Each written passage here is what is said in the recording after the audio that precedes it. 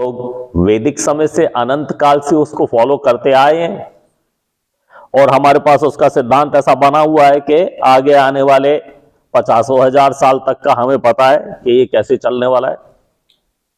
लेकिन daily basis पे हम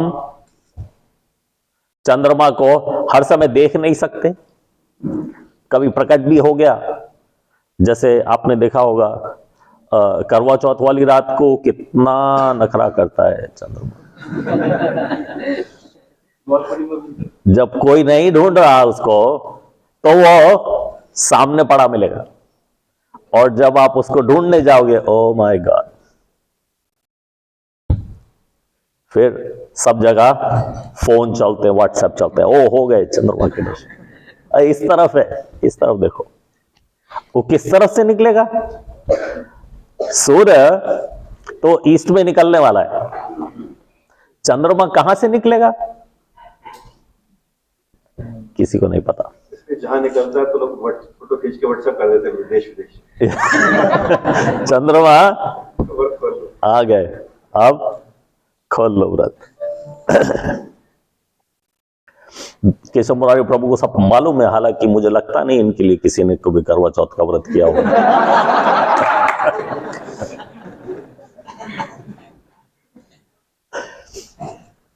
इसको कहते हैं कि शादी नहीं हुई तो क्या बारातें तो अटेंड की है ना।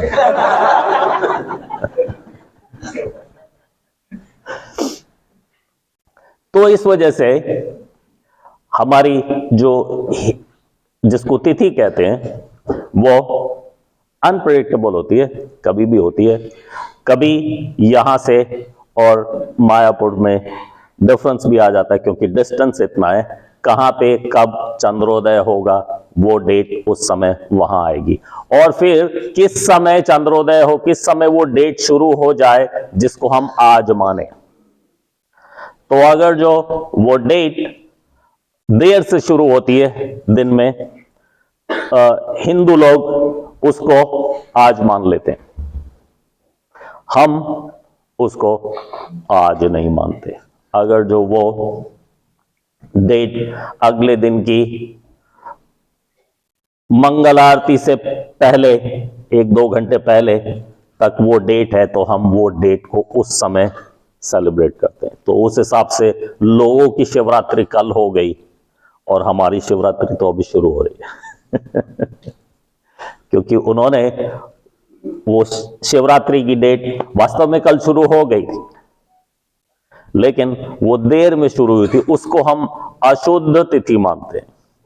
जो मंगल आरती से पहले शुरू हो जाए उसको हम शुद्ध तिथि मानते हैं। तो शुद्ध तिथि के हिसाब से हम शिवरात्रि आज मना रहे हैं। जब हम इस टॉपिक पे आपको मैं एक बात और बता दूं, शिवरात्रि हर महीने होती है। शिवरात्रि हर महीने अमावस्या से एक दिन पहले, हर महीने में आपका जो चंद्रमा बढ़ना शुरू होता है, पूर्णिमा हो जाती है, और फिर घटना शुरू होता है, अमावस्या आ जाती है। अमावस्या से एक दिन पहले चतुर्दशी, जो अमावस्या से पहले वाली एक दिन की चतुर्दशी हर साल में हर महीने आती है, वो शिवरात्रि ही होती है। और उसका एक सिग्निफिकेंस ये है कि अब हम अंधकार से प्रकाश की तरफ बढ़ रहे हैं, अंधकार से प्रकाश की तरफ बढ़ रहे हैं, क्योंकि चंद्रमा अब बढ़ना शुरू होगा। जितना कम होना था हो गया। कल को अमावस है, मतलब आज रात को ही अमावस शुरू हो जाएगी, और कल से प्रकाश शुरू हो जाएगा। तो भक्त लोग उसको भक्ति का प्रकाश मानते हैं, ज्ञान का प्रकाश मानते हैं, भगवान की कृपा का, आशीर्वाद का प्रकाश मानते हैं। और जो भौतिकवादी हैं वो शायद उसको धन वैभव का प्रकाश माने, चाहे किसी चीज का प्रकाश माने।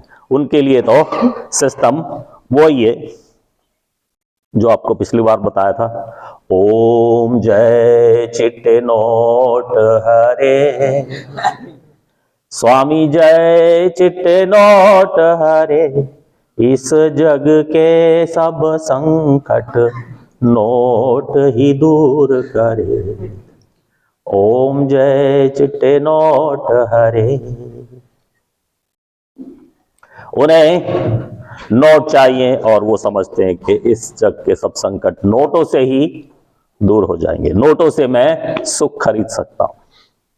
और भक्त क्या समझता है? नहीं, सुख तो कृष्ण प्रेम में, कृष्ण सेवा में, कृष्ण नाम में, सुख नोटों में नहीं है।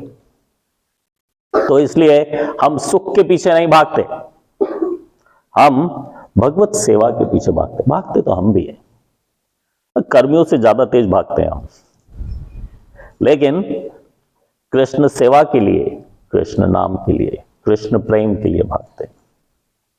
तो ये अंतर है।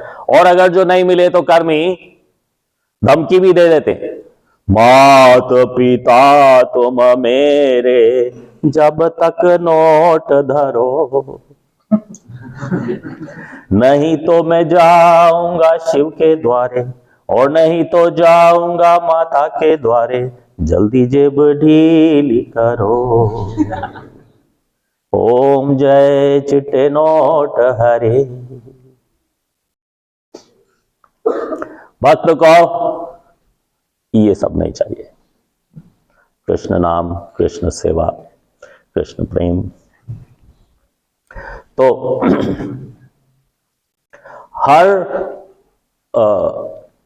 हर महीने में ये दिन शिवरात्रि ही होता है, लेकिन साल में 2 महाशिवरात्रि होती है। शिवरात्रियों के बहुत सारे शास्त्रों में बहुत सारे जगह बहुत सारी चीजें बताई हुई है कि ये शिव की मैरिज एनिवर्सरी है। बहुत से कहते नहीं ये मैरिज एनिवर्सरी नहीं, ये तो बर्थडे है। बहुत से कहते नहीं नहीं ये तो ना मैरिज एनिवर्सरी है ना बर्थडे है, इस दिन तो उन्होंने तांडव नृत्य किया था। फिर कहीं पे बताया गया नहीं नहीं ना तो ये तांडव नृत्य को ना बर्थडे है ना एनिवर्सरी है, ना ये तांडव नृत्य को कहती है, ये तो उस चीज की एनिवर्सरी है कि इस दिन शिव जी शिवलिंग के रूप में प्रकट हुए थे।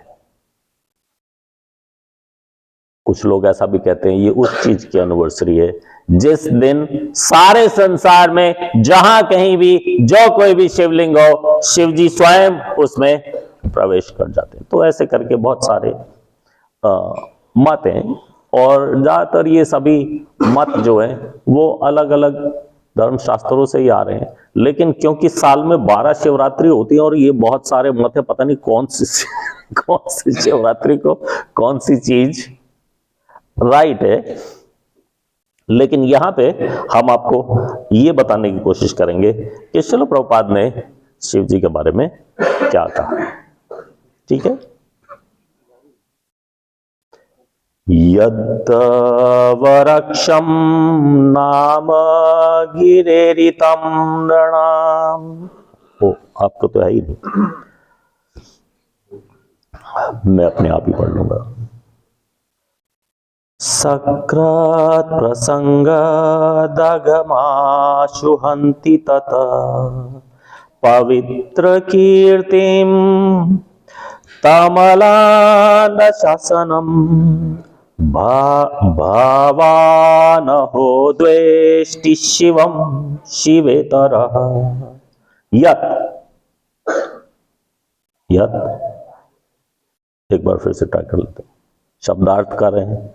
यत जो द्विअक्षरम 2 अक्षर वाले, नाम नाम गिराइतिम जीभ से उच्चारित होकर, नृणाम मनुष्यों की, सकृत एक बार, प्रसंगात हृदय से, अगम पापपूर्ण कृत्य, आशु तुरंत, हंति नष्ट करता है, तत् वह पवित्र कीर्तिम शुद्ध यश, तम उसको, अलग्य शासनम जिनके आदेश की उपेक्षा नहीं की जाती, भवान आप, अहो ओह, द्वेष्टि द्वेष करते हैं, शिवम शिव जी से, शिवतरः शुभम। सती ने आगे कहा, हे पिता, आप शिव से द्वेष करके घोरतम अपराध कर रहे हैं, क्योंकि उनके दो अक्षरों शी तथा वह वाला नाम मनुष्य को समस्त पापों से पवित्र करने वाला है। उनके आदेश की कभी उपेक्षा नहीं होती। शिव जी सदैव शुद्ध हैं और आपके अतिरिक्त अन्य कोई उनसे द्वेष नहीं करता। तात्पर्य by his divine grace A C Bhaktivedanta Swami Shrila Prabhupada. शिल प्रभुपाद की। चूंकि इस भौतिक जगत के प्राणियों में शिव ही सबसे महान आत्मा है, शिल प्रभुपाद कह रहे हैं, इस जगत के प्राणियों में शिव ही सबसे महान आत्मा है। अतः जो लोग देह को आत्मा मानते हैं, उनके लिए उनका नाम परम कल्याणकारी है। जो लोग देह को आत्मा मानते हैं, उनके लिए शिव का नाम ही परम कल्याणकारी है। यदि ऐसे लोग शिव जी की शरण ग्रहण करें तो वह क्रमशः समझ सकेंगे कि वह देह नहीं वरन आत्मा है। शिव का अर्थ है मंगल या शुभ। शरीर के भीतर मंगल है, अहम ब्रह्मास्मि, मैं ब्रह्मा हूं, यह अनुभूति शुभ है।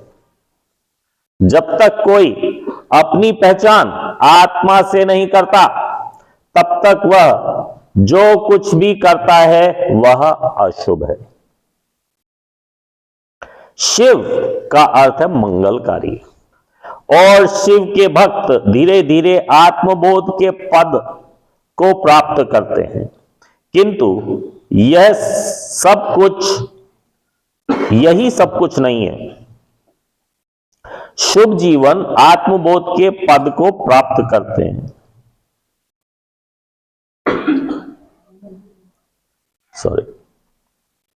शुभ जीवन आत्मबोध से ही प्रारंभ होता है, किंतु कुछ अन्य कर्तव्य भी होते हैं। मनुष्य को परमेश्वर के साथ अपने संबंध को समझना होता है। यदि वास्तव में कोई शिव का भक्त है तो उसे आत्मबोध होता है, किंतु यदि वह काफी बुद्धिमान नहीं होता तो वह वहीं रुक जाता है और यही समझ पाता है कि वह एक आत्मा है, अहम ब्रह्मास्मि। यदि वह बुद्धिमान है तो उसे शिव के मार्ग पर अग्रसर होते रहना चाहिए, क्योंकि शिव जी निरंतर वासुदेव के विचारों में लीन रहते हैं। जैसे कि पहले कहा जा चुका है, सत्वम विशुद्धम वासुदेव शब्दितम। जगन्नाथ बलदेव देव सुभद्रा की। शिव जी सदैव वासुदेव कृष्ण के चरण कमल का ध्यान करते हैं।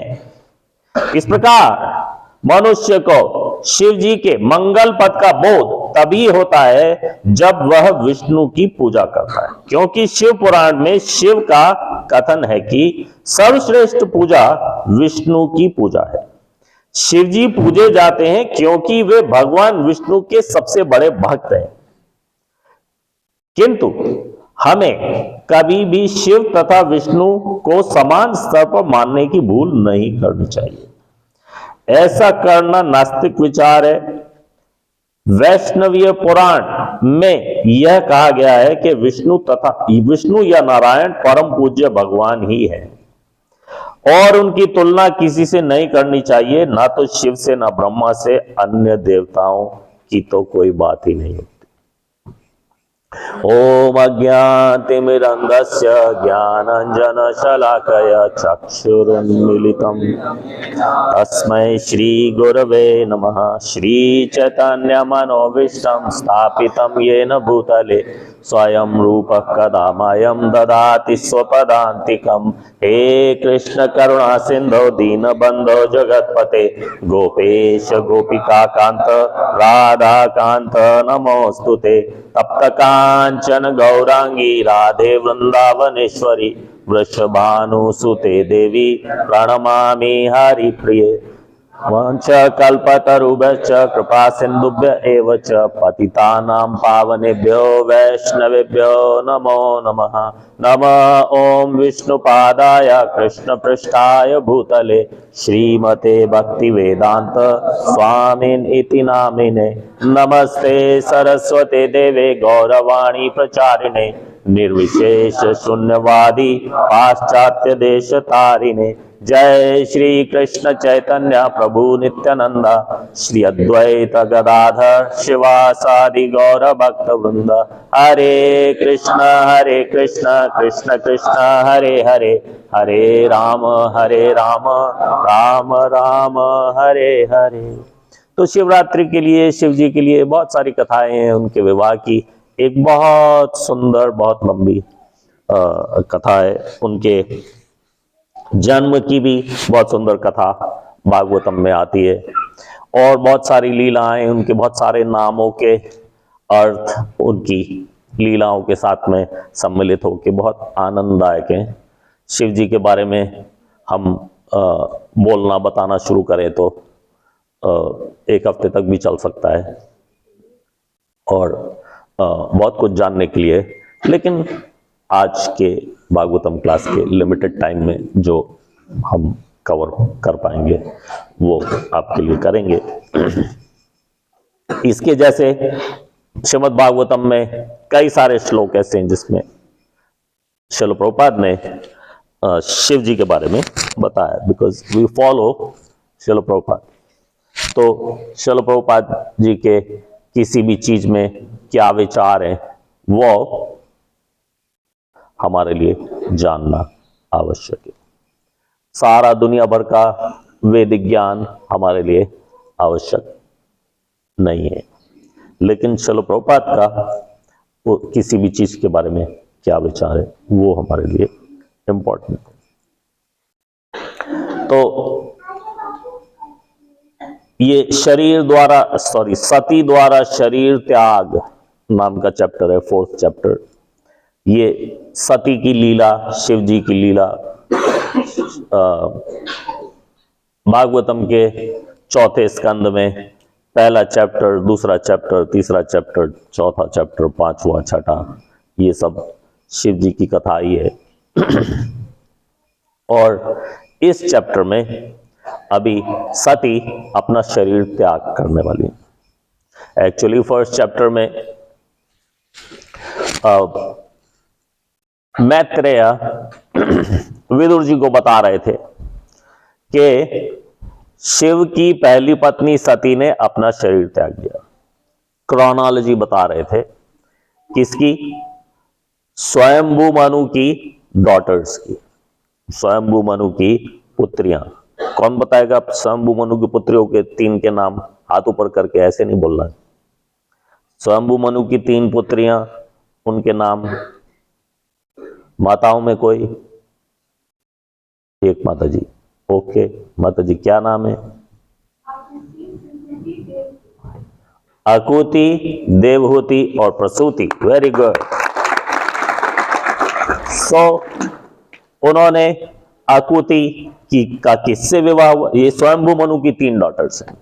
तो स्वयंभू मनु की पुत्री आकुति का किससे विवाह हुआ? उसके कितने बच्चे हुए, क्या उनके नाम रखे गए, और ये सब बताया।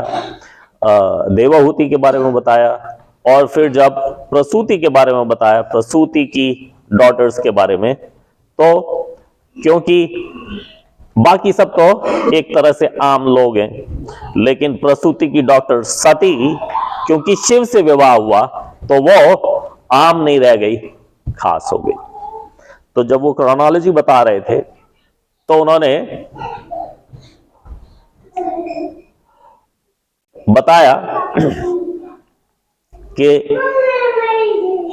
प्रसूति की डॉटर, प्रसूति का विवाह दक्ष से हुआ, प्रजापति दक्ष से, और उनकी डॉटर,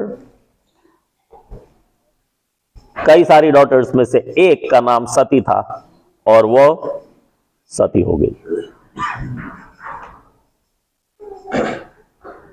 तो किसी की पत्नी सती तो तब होती है जब,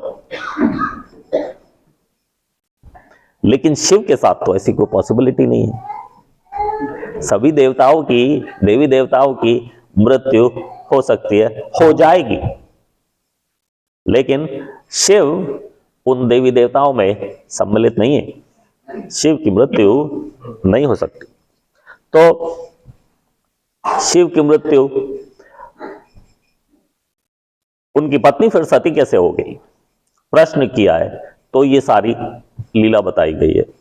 तो वो लीला हम अभी आपको नहीं बताएंगे, फिर कभी शिवरात्रि पे क्लास की देने का मौका होगा तो वो लीला तब के लिए रख लेंगे। लेकिन इस चैप्टर में सती द्वारा शरीर त्याग की बात हो रही है कि क्यों और कैसे शरीर त्याग कर लिया। तो अपने पिता से सती एक तरह से बातों का युद्ध कर रही है। उनके पिता ने उनके हिसाब से उनके पति शिव का अपमान किया है। तो सती, उनकी पत्नी, शिव जी की पत्नी, अपने पिता को बता रही है, हे पिता, आप शिव से द्वेष करके घोरतम अपराध कर रहे हैं, बहुत बड़ा यज्ञ कर रहे हैं और अपने सभी पुत्रियों को और जामाताओं को, क्या नाम कहते हैं आप लोग, सन इन लॉ को क्या कहते हैं यहाँ पे, दामाद, दामाद लोगों को, सबको बुलाया है, शिव को नहीं बुलाया। सबके लिए बैठने का स्थान बनाया है, सबके लिए, उनके लिए सूटेबल गिफ्ट्स रखे गए हैं और शिव के लिए कुछ नहीं रखा गया।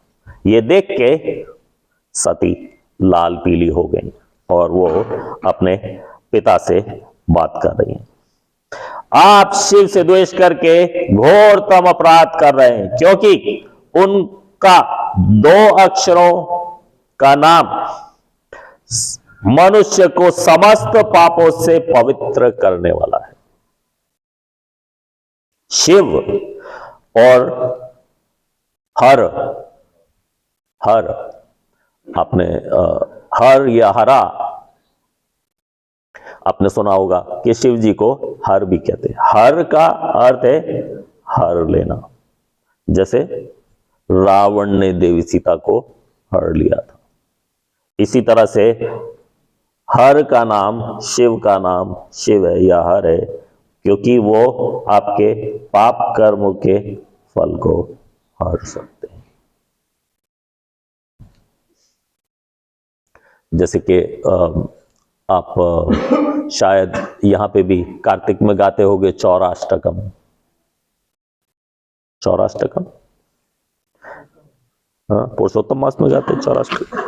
तो चौराष्टकम में बताया जाता है कि ये जो माखन चोर है, ये माखन भी चुराता है, केवल माखन नहीं चुराता,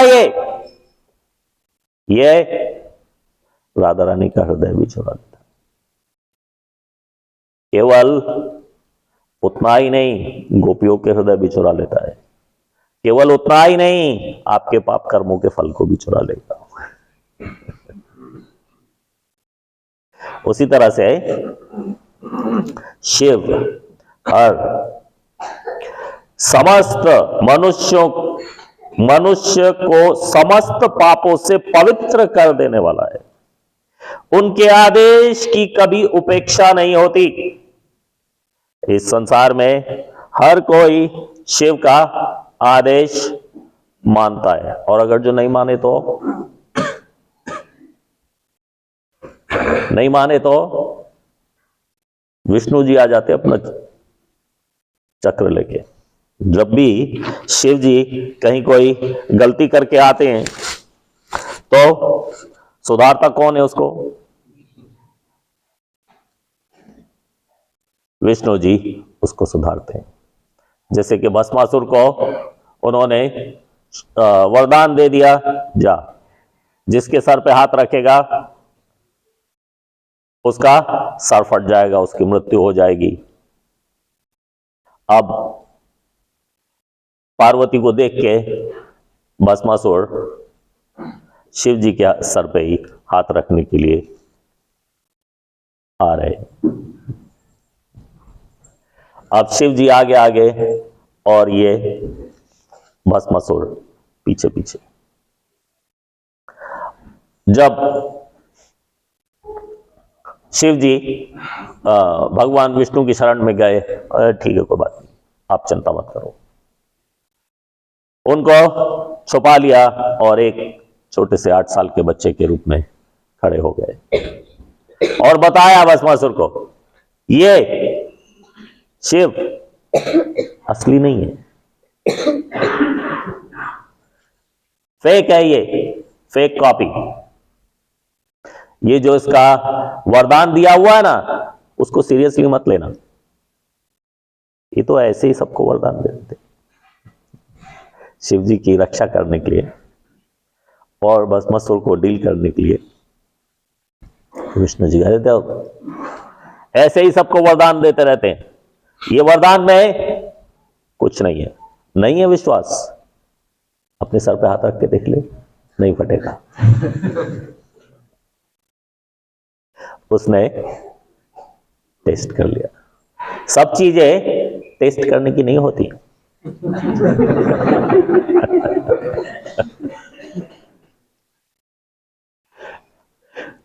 बहुत सी चीजों को हमें ऐसे ही मान लेना चाहिए कि ये हमारे लिए अच्छा नहीं है, इसलिए उसको टेस्ट करने की आवश्यकता नहीं। जैसे जब शुरू शुरू में श्रील प्रभुपाद न्यूयॉर्क में प्रचार करने के लिए गए थे, तो एक जगह पहली बार एक पंडाल प्रोग्राम अरेंज किया गया एक बैंक्वेट हॉल में। किसी तरह से किसी का बैंक्वेट था, हम लोगों के पास तो इतने पैसे नहीं थे कि हम बैंक्वेट हॉल अरेंज कर सके, श्रील प्रभुपाद को वहां बैठा सके। किसी का था, उससे हमारी मित्रता थी, उसने अपना शो कर लिया और उसके बाद कहा कि अब 10 मिनट के लिए ये प्रभु जी बोलेंगे। तो वो बैंक्वेट हॉल हमें मिल गया और वहां पे ज्यादातर लोग सब नशेड़ी थे। तो श्रील प्रभुपाद उनको बहुत ज्यादा फिलॉसफी नहीं बता रहे, खाली उनको नाम देने की कोशिश कर रहे हैं कि नाम ट्राई करो। जब तक नाम लेना ट्राई नहीं करोगे, हायर टेस्ट मिलेगा नहीं, तो पता कैसे चलेगा। तो एक नशेड़ियों का जो सरदार था, उसने अपना हाथ ऊपर कर लिया श्रील प्रभुपाद से पूछने के लिए कि क्या आप कहते हो कि सब चीज टेस्ट करने से पता चलता है, आपने कभी एलएसडी टेस्ट किए? क्यों नहीं आप भी एलएसडी टेस्ट करते? आप हमसे कह रहे हो कि नाम का टेस्ट करें, आप भी एलएसडी टेस्ट करके देखो। सारे नशेड़ी बहुत खुश हो गए, खूब जोर से हल्ला मचाने, वाह क्या बात कही है।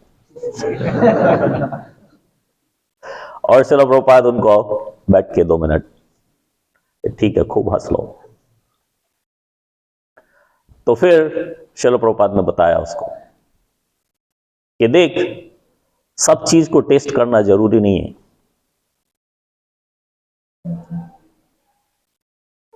जो तू सुबह को शिट करके आता है वो बुरी है, कभी टेस्ट करके देखा है तूने? मानता है ना बिना टेस्ट करे कि वो चीज बुरी है। उसी तरह से मैं ये मानता हूं बिना एलएसडी टेस्ट करे कि एलएसडी तो बुरी है। तो जैसे भस्मासुर को सब चीज टेस्ट नहीं करनी चाहिए थी, ऐसे ही हम लोग भी हर चीज टेस्ट नहीं करते। मुझे नहीं लगता यहां पे कोई भी होगा जिसने टेस्ट किया होगा, लेकिन सबको पता है टेस्ट नहीं करना। तो उसी तरह से भस्मासुर को करना चाहिए थे, लेकिन वो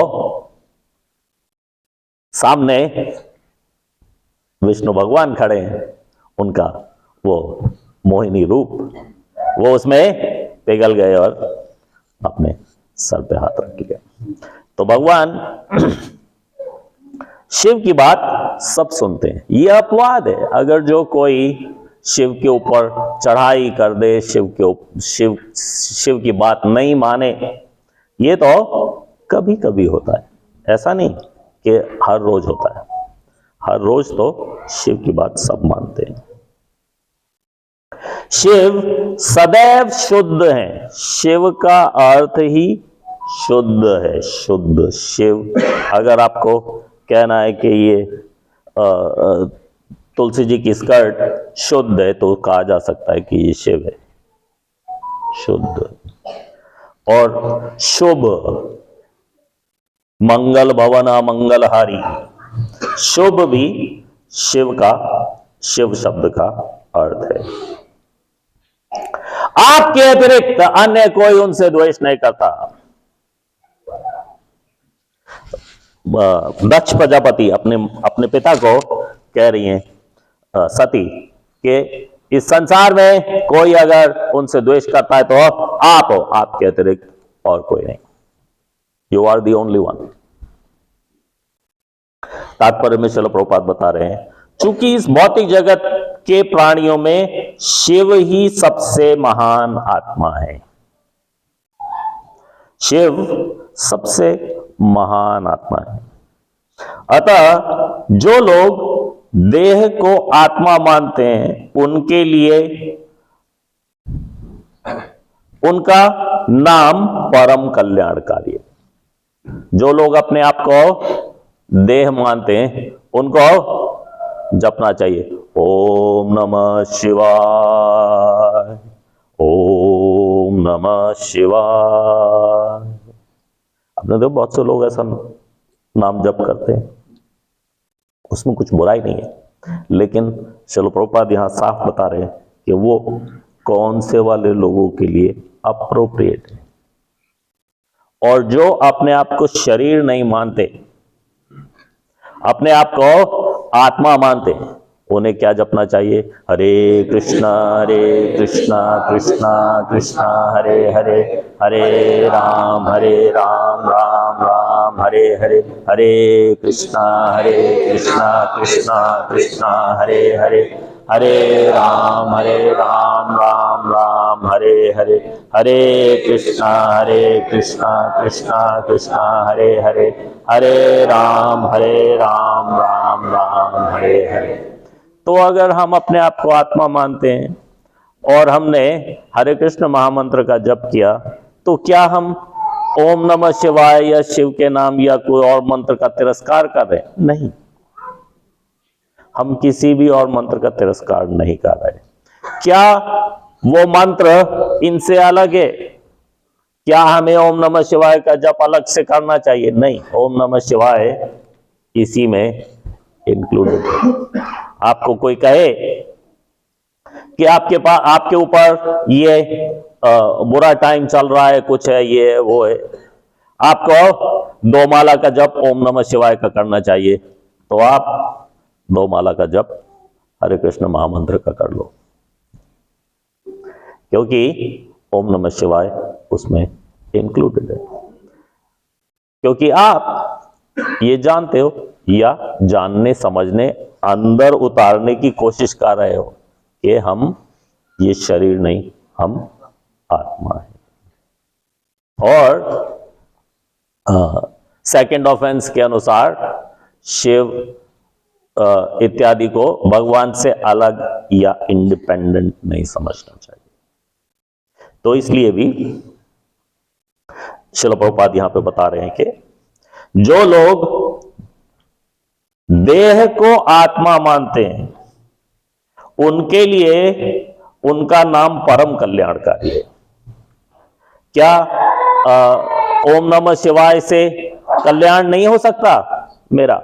आपसे कोई पूछे, अगर जो प्रभु जी मैं ओम नमः शिवाय का नाम जपूं तो क्या मेरा कल्याण नहीं होगा? अवश्य होगा। ओम नमः शिवाय जपने से अवश्य कल्याण होगा। कैसे, क्या, नेक्स्ट सेंटेंस में श्रील प्रभुपाद बता रहे हैं। उनके लिए शिव का नाम परम कल्याणकारी है। यदि ऐसे लोग शिव जी की शरण ग्रहण करें तो क्रमशः समझ सकेंगे कि वे देह नहीं वरन आत्मा है। अगर जो शिव जी की शरण लें तो वो देह नहीं आत्मा है, वो इस बात को समझ जाएंगे। वो दूसरा वाला फोन देना।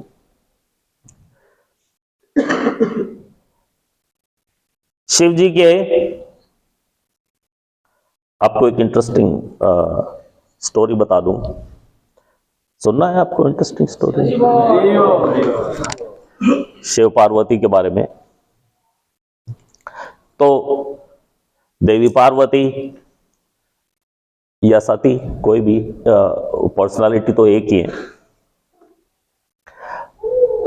उन्होंने एक बार शिव से पूछा कि I love you, I like you, I am very grateful to you, you are a great husband, everything is good, लेकिन एक समस्या है। समस्या क्या है? आप रात को शमशान चले जाते हो। ऐसे ही बिना कारण कौन शमशान जाता है? और फिर जो शमशान की राख है आप उसको अपने शरीर पे मल लेते हो। ऐसा कौन करता है कि शमशान की राख को शरीर पे मलना? तो शिव जी बताते हैं कि बहुत से लोग हैं जो सारा जीवन बिता देते हैं बिना भगवान का नाम लिए या बिना भगवान के नाम में प्रॉपरली टेस्ट पैदा किए हुए। तो जब वो इस शरीर को छोड़ के चले जाते हैं तो सब लोग कहते हैं राम नाम, राम नाम, राम नाम। अब कल तक क्या था?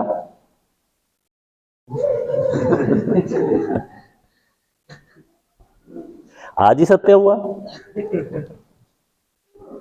था तो कल भी सत्य है, लेकिन कल कोई कह नहीं रहा था, आज सब कह रहे हैं।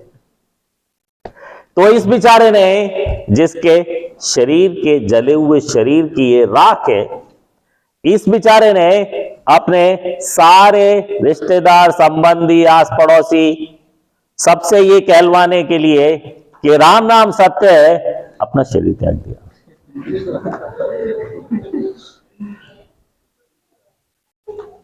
तो वो हरि नाम का प्रचार किया, उसने हरि नाम का प्रचार किया। इसलिए मैं उसको ऑनर करता हूं कि उस बेचारे ने अपना देह त्याग दिया। हम ये देह नहीं है, हम ये मानते हैं, हम मानते हैं कि हम ये देह नहीं है, लेकिन फिर भी हमें इस देह से कुछ ना कुछ प्रेम है। हम इस देह को जितना हो सके बनाए रखना चाहते हैं, स्वस्थ रखना चाहते हैं, देखभाल करना चाहते हैं इसकी। क्यों? भक्त अपने देह को इसलिए प्रेम करता है कि इस देह से वो कृष्ण सेवा कर सकता है। देह नहीं तो कृष्ण सेवा बहुत कठिन हो जाएगी। तो उस बेचारे ने सब लोगों से राम नाम सत्य है कहलवाने के लिए अपना शरीर त्याग दिया। तो मैं उसको थैंकफुल होने के लिए, ग्रेटफुल होने के लिए, उसका धन्यवाद करने के लिए, अब वो तो चला गया, उसकी आत्मा को तो मैं अपने शरीर पे लपेट नहीं सकता। आत्मा का साइज क्या है? आपके बाल की नोक पे 10,000 बैठ जाएंगे, एक बाल की नोक पे 10,000 आत्माएं बैठ जाएंगी। अब उस एक आत्मा से तो आप सारे शरीर को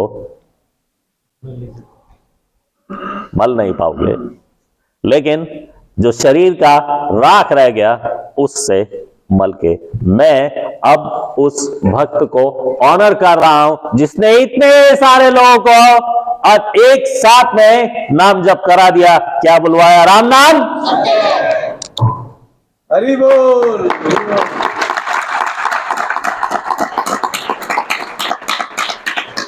इसी तरह से उनका नाम चंद्रशेखर भी है।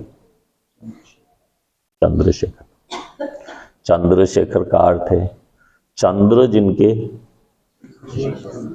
सर पे निवास करता है। आप में से हमारे साथ में उदुपी कौन कौन आया था? उदुपी ओ एक प्रभु जी, दो बस।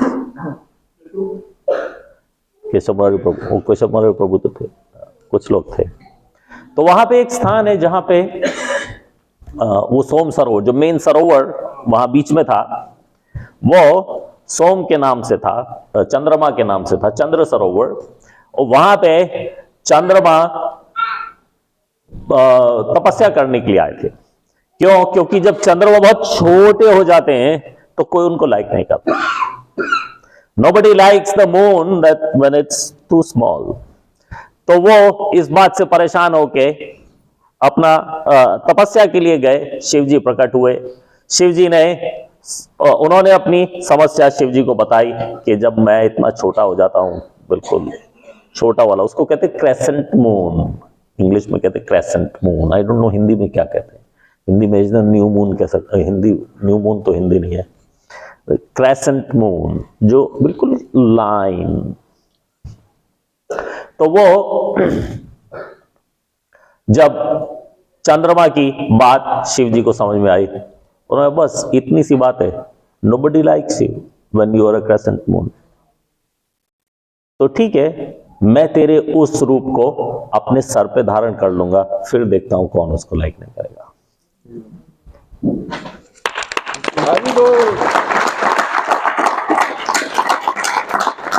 शिव जी ने उसको अपने शिखर पे शरण दे दी कि तू यहां पे बैठ, तुझे कोई लाइक नहीं कर रहा ना, they think you are ugly, sit over here, now let me see who says you are ugly. तो इस तरह से शिव जी एक भक्त को ऑनर दे रहे हैं। उसी तरह से उस मरे हुए के जो राख है उसको अपने शरीर पे लगा के उसको ऑनर कर रहे हैं कि अब इसका ऑनर हो गया। आगे ओ टाइम तो हो गया। कितने बजे तक की क्लास थी प्रभु? 9 बजे तक हो गई। प्रश्न ले लें? प्रभु जी कह रहे प्रश्न ले लें। ये तो बहुत लंबी क्लास है। आई मीन शिव जी के बारे में बात करते करते रात हो जाएगी, लेकिन शिवरात्रि आ रही सो मच अच्छे लेक्चर के लिए। अभी तो शुरू ही किया है। काफी चीजें जानने को मिली और काफी चीजें और जानने की उत्सुकता बढ़ रही है मन में काफी सारे सवाल। पर एक सवाल ये कि ज्यादातर भौतिकवादी लोग और मायावादी लोग ये बचपन से हम लोग भी सुनते आए हैं ये बात कि ब्रह्मा विष्णु महेश जो सुप्रीम गॉड है, जो तीनों चीजों को कंट्रोल करते हैं, डेथ, नेचर एंड बर्थ। तो क्या मतलब वो कैसे फिर लोग इस बात की पुष्टि कर पाते? इस हिसाब से तो वो गलत है। प्रश्न क्या है? प्रश्न ये है कि प्रभु जी, मतलब हम लोग बचपन से सुनते हैं कि ब्रह्मा विष्णु महेश तीन सुप्रीम पर्सनालिटी हम हमारा मतलब पूरा जीवन कंट्रोल करते हैं, हमारी बर्थ और डेथ एंड। ये समझाना चाह रहे हैं कि पालक है, एक विनाश करने वाले हैं, हाँ, और एक जो है मतलब उनके यानी कि पालनहार, सृष्टिकर्ता, संहार करता। हाँ, तो वो सब चीज जो है वो ब्रह्मांड की है। आपने भगवत गीता में सुना, पढ़ा, नैनन छिंदन्ति शस्त्राणि न नंदति पावक, सारे आत्मा के गुण सुने। आपको लगता है कि शिव आपको आपका वे ध्वंस कर देंगे? क्या शिव कोई एक्सेप्शन है जो किसी की आत्मा को मार देंगे? तो ये जो सृष्टि है किसकी है? ब्रह्मांड की है। किसकी है? हमारे शरीरों की है। पालन करता किसका पालन? मेरी आत्मा का पालन करता कोई चाहिए मुझे? नहीं। पालन करता शरीर का, पालन करता ब्रह्मांड का। और संहार करता, संहार किसका होगा? शरीर का, ब्रह्मांड का। डेथ भी उसी की होगी। तो वो गलत नहीं है, मतलब वो ब्रह्मांड के हिसाब से वो ब्रह्मांड के हिसाब से। जैसे यहां पे श्रील प्रभुपाद कह रहे हैं कि जो लोग देह को आत्मा मानते हैं उनके लिए शिव का नाम परम कल्याणकारी है। तो अपना अपना प्रोस्पेक्टिव है। तो जिसका प्रोस्पेक्टिव ये है कि मेरी देह ही मेरी आत्मा है, वो शिव का नाम जप करे तो इस तमस से बाहर निकलेगा। तो उसी तरह से ये जो तीन सुप्रीम है, ये ब्रह्मांड के लिए सुप्रीम है। तो अगर मैं यही हूं, देखो कोई आत्मा समझे बैठा हूं, मेरे लिए यही तीनों सुप्रीम है। दूसरी बात, सुप्रीम तीन तो नहीं हो सकते। तो भगवान के इन स्वरूपों को श्रील प्रभुपाद गुणावतार भी कहते हैं कि ये गुणावतार हैं। तो ये गुणावतार, इस गुणों से कौन अफेक्टेड है? बद्ध आत्मा। शुद्ध आत्मा तो गुणों से अफेक्टेड नहीं है ना। तो हम गुणों से अफेक्टेड है कब तक? जब तक हम बद्ध आत्मा हैं। जब हम शुद्ध आत्मा हो जाएंगे तो हम गुणों के इफेक्ट में रह नहीं जाएंगे। तो ये गुणावतार तमस के शिव, तमस को रिप्रेजेंट करने के लिए शिव स्वयं तमस में नहीं है, तीनों गुणों से ऊपर है। लेकिन तामसिक लोगों को शरण देते हैं और उनको तमस से ऊपर उठाते हैं। और इसी तरह से रजस में गुणावतार ब्रह्मा और सत्व में शिव। तो इस तरीके से कहीं कहीं आप देखोगे श्रील प्रभुपाद की बुक्स में इन तीनों को डेमिगॉड बता देते हैं श्रील प्रभुपाद। कभी कभी इन तीनों को डेमिगॉड बता देते हैं, ये तीनों डेमिगॉड है। लेकिन ये गुणावतार भी हैं और विष्णु तो विष्णु है। लेकिन विष्णु वो वाली सेवा नहीं कर रहे जो आप करने की कोशिश कर रहे हो। कृष्ण प्रेम, वो विष्णु प्रेम मुश्किल हो जाएगा। विष्णु सेवा हो सकती है, शांत भाव में हो सकती है, लेकिन कृष्ण प्रेम ही हो सकता है। Supreme is one. तो ये तीनों सुप्रीम है अगर जो हमारा पर्सपेक्टिव जो है वो ब्रह्मांड है, मैटर है। मैटर के ये तीनों सुप्रीम है। जब हमारी आत्मा की बात है तो वो तो पहले अंशी भगवान का है, डायरेक्ट ममे वंशे जीवलोके जीवभूत सनातन। तो आत्मा का तो डायरेक्ट कनेक्शन वहां है। तो ये इन लोगों के अधिकार क्षेत्र से बाहर है ये आत्मा। इसलिए हम ये नहीं कहते कि इन गुणावतारों की भक्ति करने से हम संसार सागर को पार कर पाएंगे। कृष्ण भक्ति से हम संसार सागर को पार कर पाएंगे। ठीक है, हरि बोल। पीछे एक माता जी, जी माता जी खड़े हो जाइए, माइक दे दो।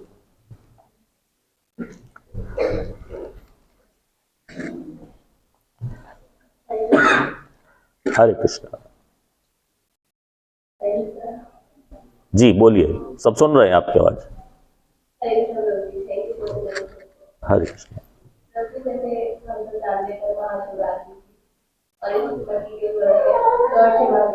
मोटिव बहुत सारे हैं और सबने कल फास्ट रखा।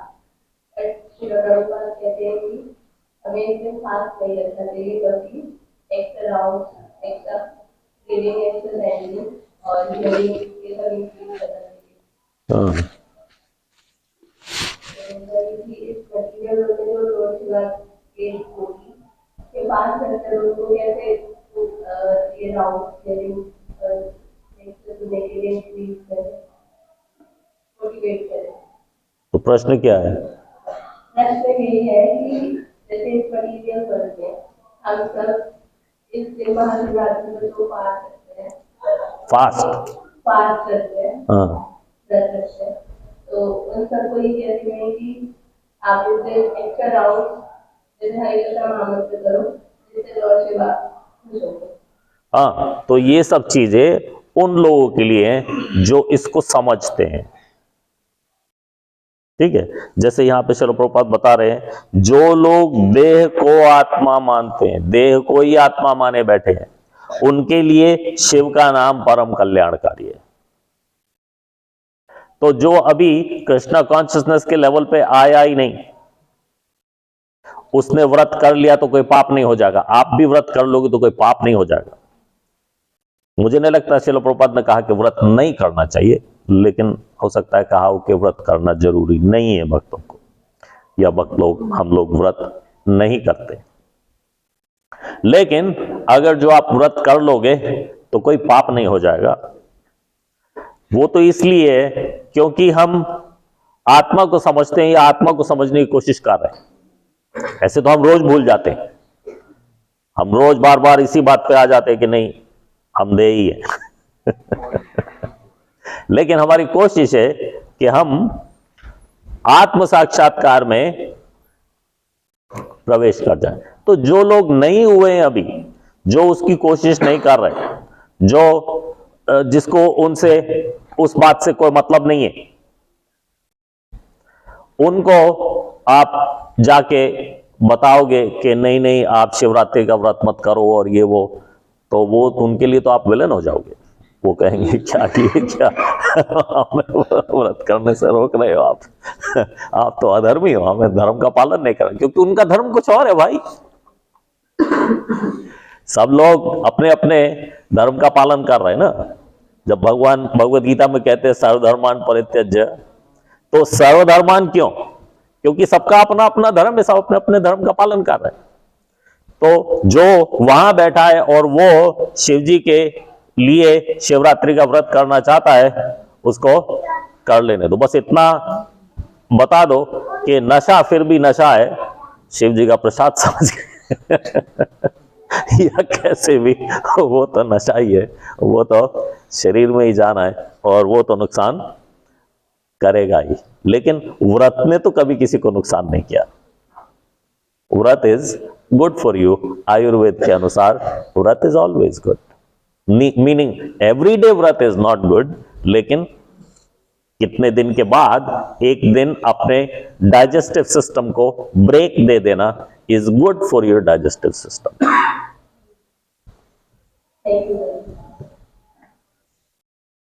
अब तो मेडिकल साइंस भी इस बात को मानने लगी है कि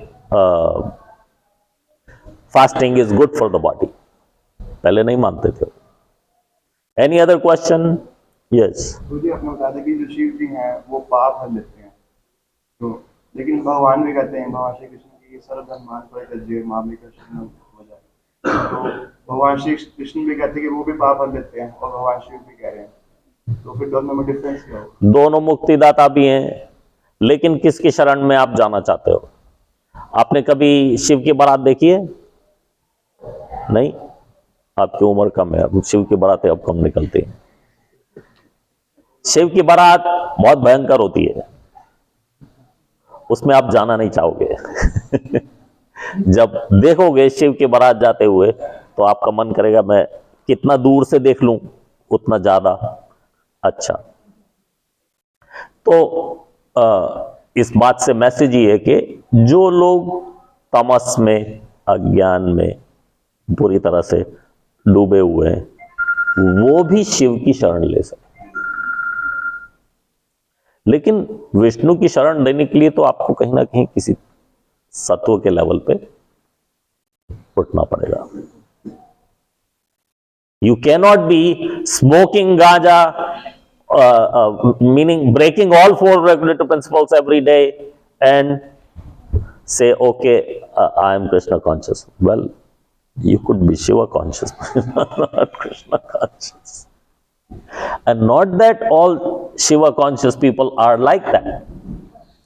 But he accepts, क्योंकि वो तमस के अधिष्ठाता है, वो हर किसी तामसिक व्यक्ति को, तामसिक प्रवृत्ति को, सबको शरण देते हैं। तो आप उनके शरण लेके भी सेल्फ रियलाइजेशन में आगे बढ़ने की कोशिश कर सकते हो, या श्रील प्रभुपाद की कृपा से डायरेक्ट कृष्ण की शरण लेके भी साइंस ऑफ सेल्फ रियलाइजेशन में आगे बढ़ सकते हो। शिव भी आपको लाने वाले तो यही है। ठीक है मुझे यहाँ तो एक प्रश्न और जी। हो गया कि आप कह रहे हो कि तमोगुण में शिव जी की शरण में जाते हैं जो तमोगुणी है, हाँ, और जो नरक में जाते हैं तमोगुणी, वो नरक का फिर द्वार अलग है और शिव जी का द्वार अलग होगा, फिर क्या होगा? क्या मतलब हुआ? नरक में तो मर के जा रहे हैं, शिव की शरण में तो जीते हुए जा रहे हैं। आप जीने मरने को क्यों, उससे भी ऊपर उठ गए आप। मरने के बाद स्वर्ग नरक में तो व्यक्ति शरीर छोड़ने के बाद आत्मा जाती है ना। शिव की शरण में आत्मा नहीं, शरीर समेत आप जा सकते हो। जिसके आधा है वो आधे के जा सकता है, जिसके नहीं है मतलब भूत प्रेत भी उनकी शरण में जा सकते हैं, जिनके आधा शरीर है वो भी उनकी शरण में जा सकते हैं। कैसे भी लोग, डायन, चुड़ैल, भूत, पिशाच, जो कुछ भी आपने बुरे बुरे नाम सुन रखे हैं, वो सारे लोग शिव की शरण में जा सकते हैं, जाते हैं, और शिव जी उनको एक्सेप्ट करते हैं। जो नरक में जा रहे हैं वो दूसरी बात है। That's a different matter altogether. अब समझ में आया? नहीं समझ में? एक बार अपना प्रश्न फिर से पूछ लिया। जैसे मरने के बाद कोई जाता है तो नरक में, आप बता रहे हैं नरक में चला गया तो ठीक है, उसने जैसे कर्म किए हैं वैसे नरक में चला गया, तो शिव जी के शरण में कौन गया फिर जो मरने के बाद? मरने के बाद नहीं, मरने से पहले शिव की शरण में जाते हैं। जो तामसिक है, कितना भी बुरा है, कितना भी अंधकार में है, वो शिव की शरण में जा सकता है अगर चूज करे तो। मर के कैसे शिव की शरण में जाएगा? मर के तो या स्वर्ग जाएगा या नरक जाएगा।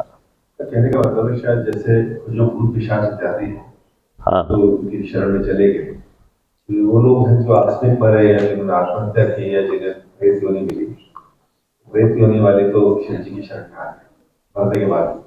इफ दे चूज, वो भी कोई कंपलसरी नहीं है कि सारे भूत पिशाच शिव की शरण में जा रहे हैं, लेकिन जा सकते हैं।